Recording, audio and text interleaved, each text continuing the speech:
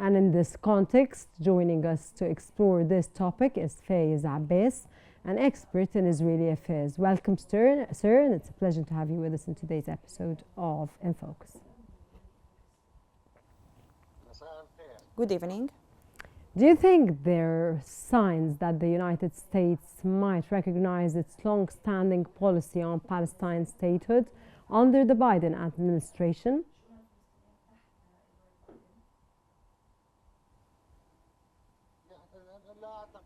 I don't believe that there will be any change in the policy of Biden's administration towards Palestinian people. On the contrary, Biden promised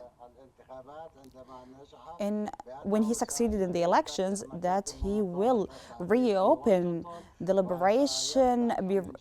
organization bureaus in Washington, and he will open again the American consulate in the Eastern Jerusalem, and he will provide financial support to the Palestinians, but he hasn't done anything of this.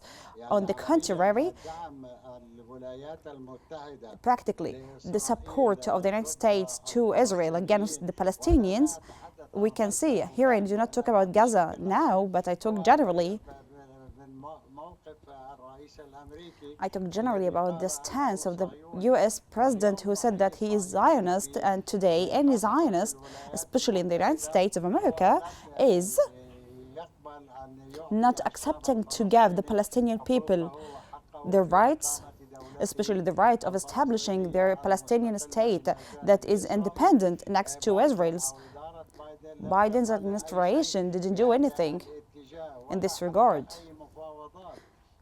They didn't do anything in any negotiations related to these issues to embarrass Biden and the American administration. However, the American administration didn't do anything for this. They also continued to support the occupation government and the fascist right-wing government of Israel. I'm totally convinced that Biden is a partner to Israel in its war against Gaza Strip, and he continues to perform this role until this moment.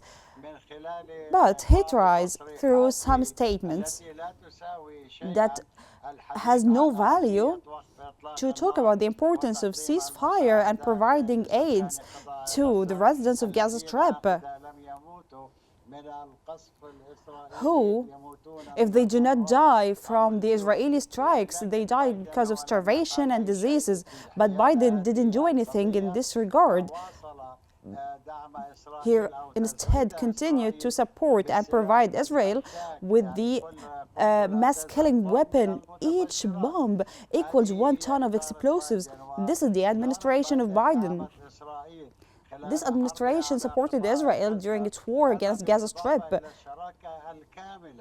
This is alongside the full partnership of this war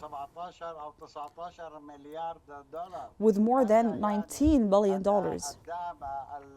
which means that Biden's administration's support to Israel is unprecedented even in the history of US-Israeli relations. But at the same time,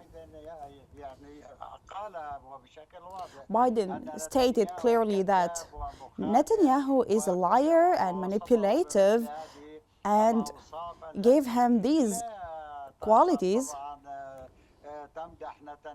that, of course, do not praise Netanyahu, but at the same time, he still supports the government of Israel, still supports Israel in its genocide in Gaza Strip. I believe that there is no president in the United States provided such aids to Israel. Also, we can see that Netanyahu slaps Biden, as the White House stated in several occasions. Even the polls and surveys in Israel are conducted to just know the Israelis' situation regarding Biden, and the majority prefers Trump over Biden, despite all the provided political, diplomatic, and military and economic support to the government. So practically, we can only say that Biden's administration is a partner to the genocide in Gaza Strip. Very true, sir. Thank you, Mr. Abbas, for your insight, informative take, and of course your knowledge. That really, sir, taking into consideration, it's clear that while international pressure is growing, the road to Palestinian statehood remains fraught with political and diplomatic hurdles.